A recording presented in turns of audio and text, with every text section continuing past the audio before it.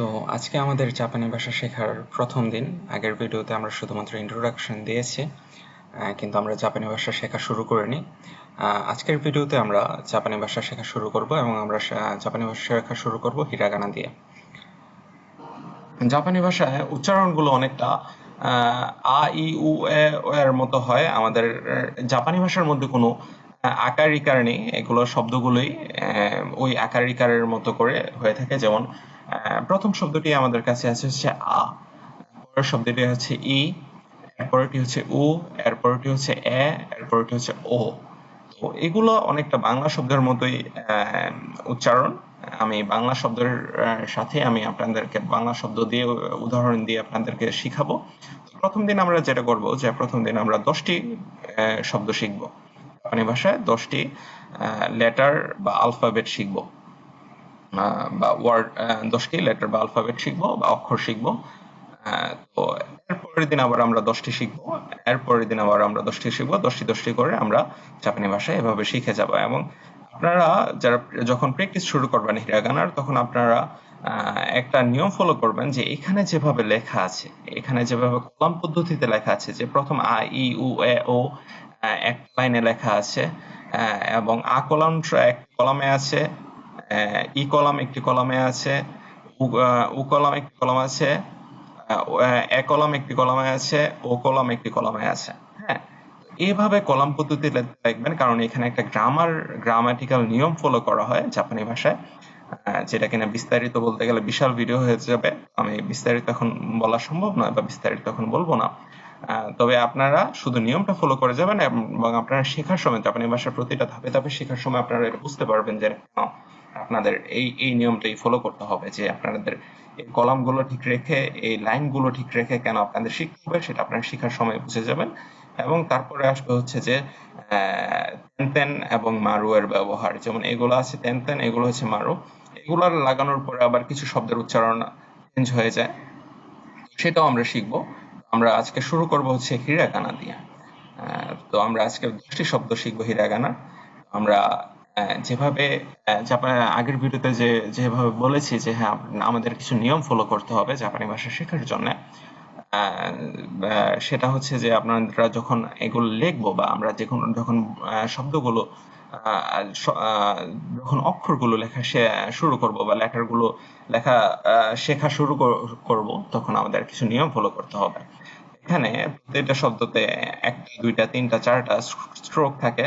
2টা থেকে 4টা স্ট্রোক সাধারণত থাকে। তো আমাদেরকে এই স্ট্রোক গুলো নিয়ম অনুযায়ী ফলো করতে হবে, যে কোন স্ট্রোকটা প্রথমে হয়, কোন স্ট্রোকটা পরে হয়। সেটা ফলো করতে হবে। তো আপনারা উচ্চারণগুলো ঠিক রাখবেন। এই প্রথম শব্দটি হচ্ছে আ।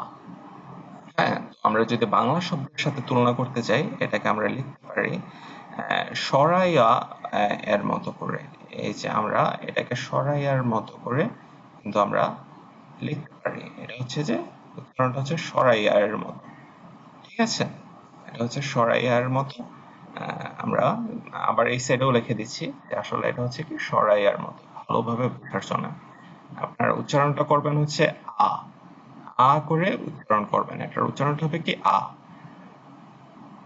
তো এটা হচ্ছে সরাইয়ের মতো উচ্চারণ হবে। আমরা যে নিয়মটা ফলো করতে হবে, যে আমরা স্ট্রোক অনুযায়ী কিন্তু লিখতে হবে। যেমন এখানে এখানে প্র্যাকটিস করার জন্য দেওয়া আছে হিরাগানা কাতাকানা গুলো। আপনারা যেটা আরেকটা কাজ যেটা করতে হবে, যে মিন্নানো নিহঙ্গ বইয়ে কিন্তু হিরাগানা কাতাকানা থাকে না।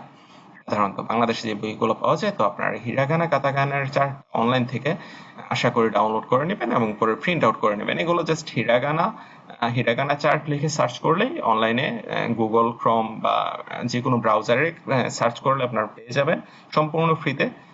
অনেক ওয়েবসাইট আছে, জাস্ট আপনাদের একটু কষ্ট করে ডাউনলোড করে নিতে হবে। আপনারা হিরাগানা কাতাকানার চার্ট গুলো ডাউনলোড করে নেবেন এবং যদি সম্ভব হয় প্রিন্ট করে নেবেন। আমার রিকমেন্ডেশন থাকবে যেন প্রিন্ট করে নেন, তাহলে আপনাদের পড়াশোনা লিখতে বা পড়তে বা প্র্যাকটিস করতে সহজ হয়ে যাবে। তো আমরা যেটা করব যে আমরা স্ট্রোক গুলো, আ শব্দটি সাধারণত অনেকটা টি এর মতো, তবে নিচের দিকটাতে আবার অনেকটা 6 বা 9 এর মতো করে, হ্যাঁ, এই হরিজন্টালি দেওয়া আছে। তো এটা ফলো করলে আমরা কিন্তু আ শব্দটি শিখে যাব।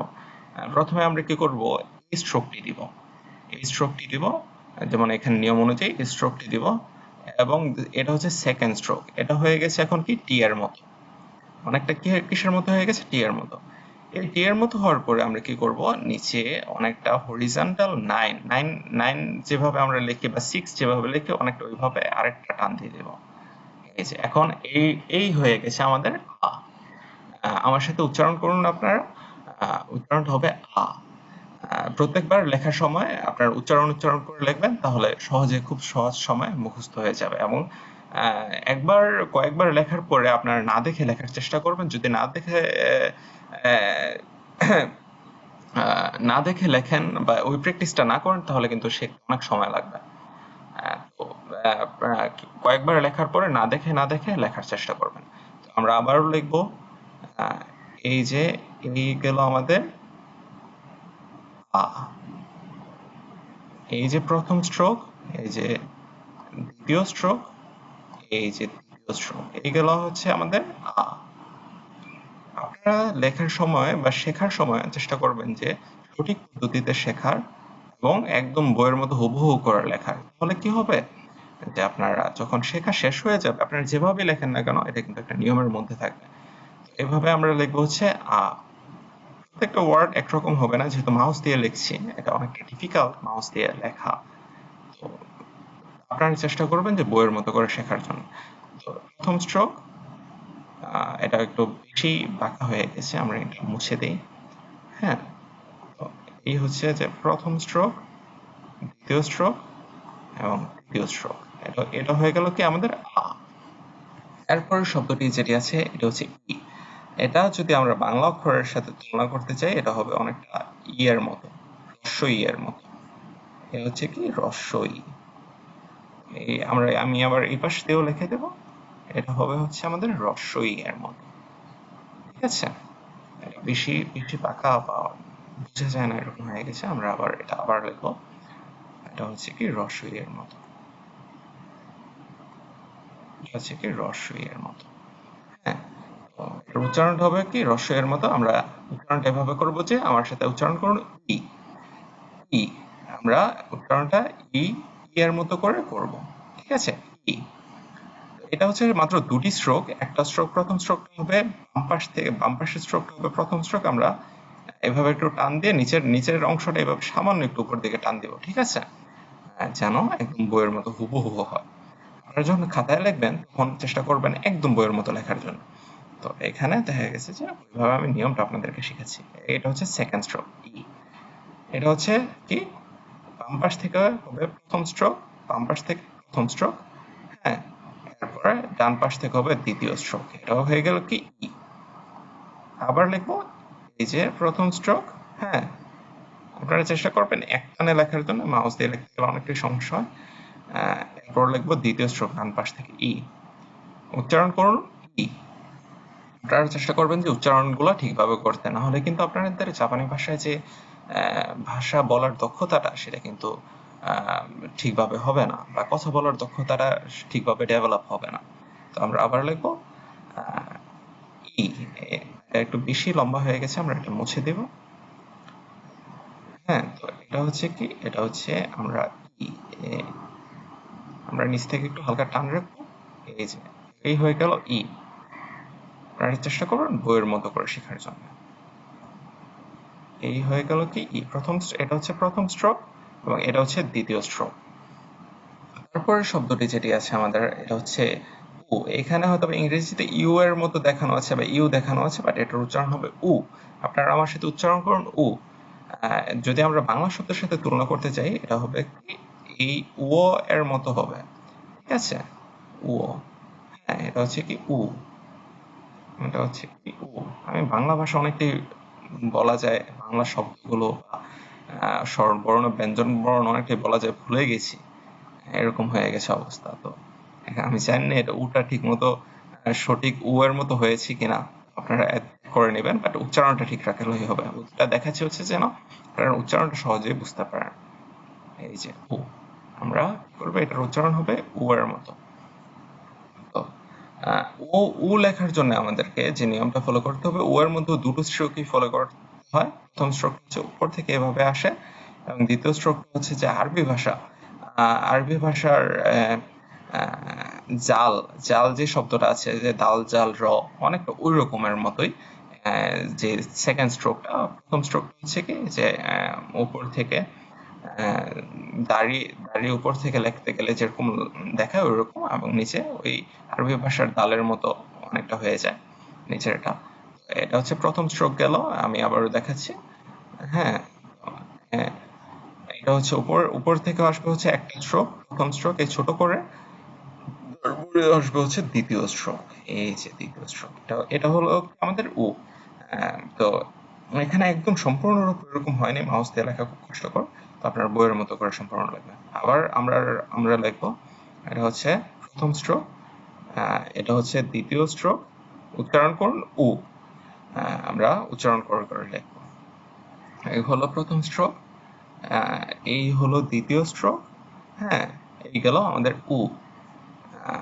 আবারও লিখবো আমরা, এই গেল প্রথম স্ট্রোক, এই গেল দ্বিতীয় স্ট্রোক, এই হয়ে গেল আমাদের কি উ।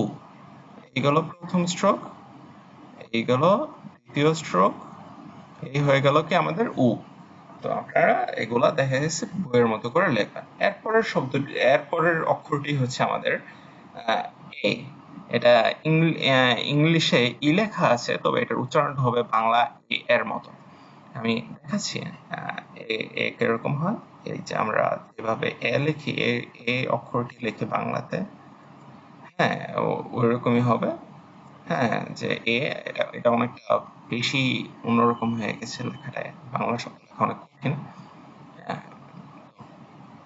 এটা হবে কি, এই যে এ এর মতো করে হবে, ঠিক আছে?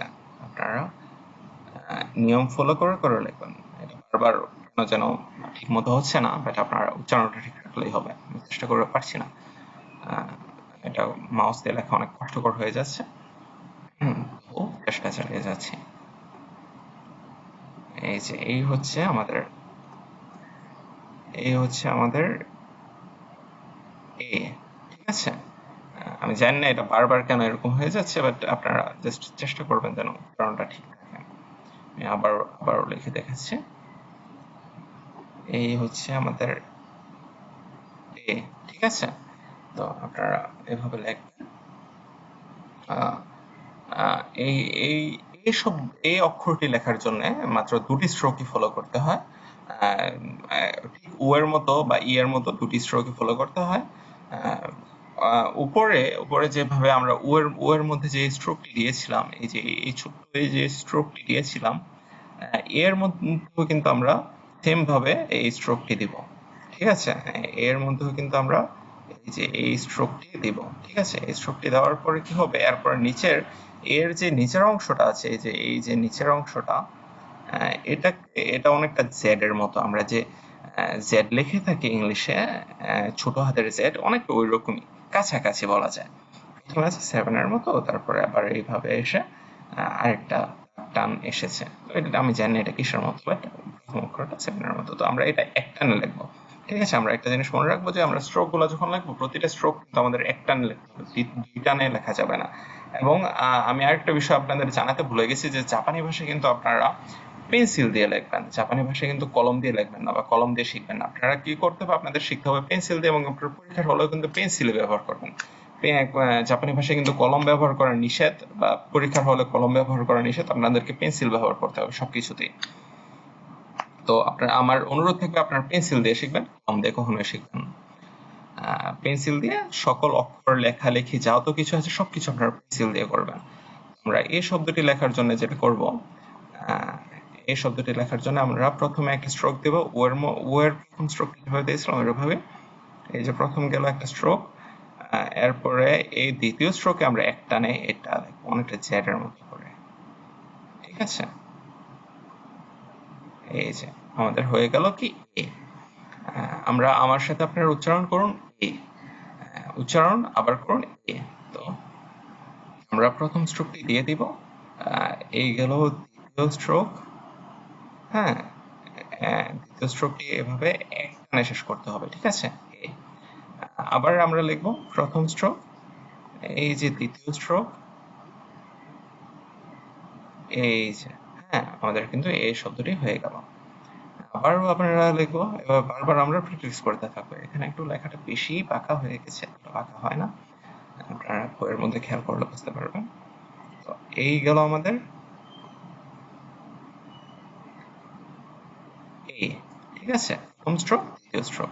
আমরা আবারও লিখবো এই যে এ, ঠিক আছে? আপনারা যখন পেন্সিল দিয়ে লিখবেন তখন কিন্তু অনেক যদি চেষ্টা করেন এই যে বইয়ের মধ্যে যেভাবে আছে ঠিক ওইরকমই কিন্তু কাছাকাছি ওইরকম হয়ে যাবে। আহ, তো এগুলো মূলত লেখা হয় জাপানিজ এক ধরনের প্রিন্ট ব্রাশ দিয়ে। এখানে যে অক্ষরগুলো আছে এগুলো অনেকটা ওইভাবে লেখা, যেমন জাপানিজ কাঞ্জি যেভাবে লেখা হয় ওই অনুযায়ী ওই নিয়মে লেখা হয়েছে, এই কারণে এগুলো একটা একুরেট। ঠিক আছে, পেন্সিল দিয়ে হয়তো বা সম্পূর্ণরূপে একুরেট হয় না, বাট কাছাকাছি হবে। হ্যাঁ, কিন্তু কলম দিয়ে আপনারা কখনোই লিখবেন না, কলম দিয়ে লিখতে গেলে এরকম হবেই না, কখনো সম্ভবই না। তো এরপরের শব্দটি আছে কি ও।